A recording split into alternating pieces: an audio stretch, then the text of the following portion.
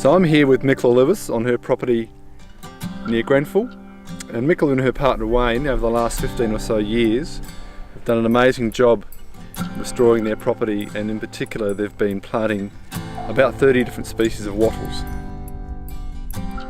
What gets me more than anything else about the place is how comfortable it is to live here. It always feels homely and relaxed. It doesn't matter what time of year it is. And on Mikla's property we've seen some fantastic examples of how she's restored habitat for the Superb Parrot on her property. And that mainly involves planting new trees and shrubs, doing direct seeding across a paddock scale. And this has now provided really important foraging habitat for the Superb Parrot, and it's also provided really important habitat for other threatened woodland birds. Damon, this is one of my favourite hills on our property. I love it up here. The fantastic part of your property is it's actually quite well connected. It is. This ridge behind us runs all the way to the Weddin Mountain. And there's lovely ironbark trees and red stringy bark trees, and it runs down into these, into the box scum woodland. Into the more fertile country. Yeah, that's right. So up here in the hills we have these beautiful old ironbarks, mugger ironbarks, and they're renowned for their ability to produce vast amounts of nectar when they're in flower. So really important for a lot of our nectarivorous birds and mammals.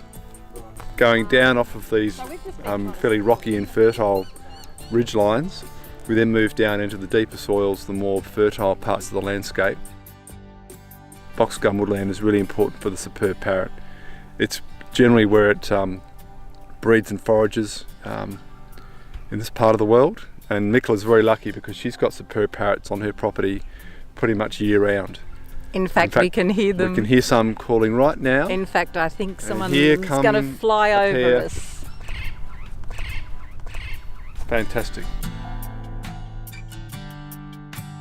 Wattles are particularly important as a food source for Superb Parrots throughout the year, because Mikla's planted something like, 30 species? There's about 30 species growing on this place. Some are planted, some are wild growing. Yep. Some have been direct seeded. Which means that there's pretty much a food source for Superb Parrots year round.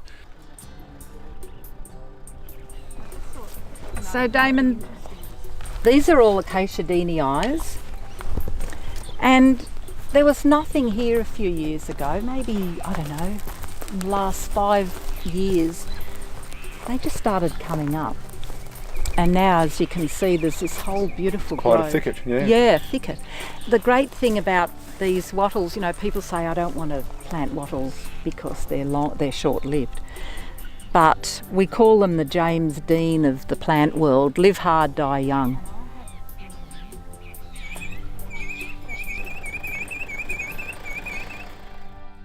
This area here is what we call a WAPA site. WAPA stands for Whole of Paddock Rehabilitation. It's a Greening Australia funded project. They did all this for us. And the idea is to create habitat for wildlife and shelter for livestock. Our sheep go in here. In fact, they've just come out of here. Normally it's about 3 or 4 rows that are about 3 metres apart, and then you leave a space of about 30 metres. So there's plenty of grass as well. It's not all taken up with wattles.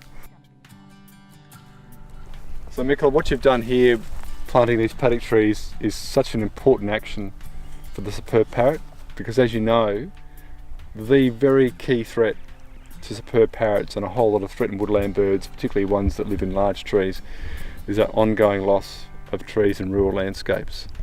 Over the next century, hopefully this tree will grow large enough to produce a hollow that a Superb Parrot can then use as a nesting site. So what you've done here is fantastic. And one of the key threats to the Superb Parrot is the ongoing loss of hollow bearing trees, both dead and alive, in our rural landscapes. So it's really important that we try and work with landholders, provide them with financial assistance to help protect and put new trees back into the landscape. This not only helps threatened species and biodiversity, but it also helps their on-farm sustainability in terms of helping to provide habitat and shelter for stock, for livestock in particular. Having trees around the place makes you feel more at home and more relaxed and more comfortable and just more at one with yourself.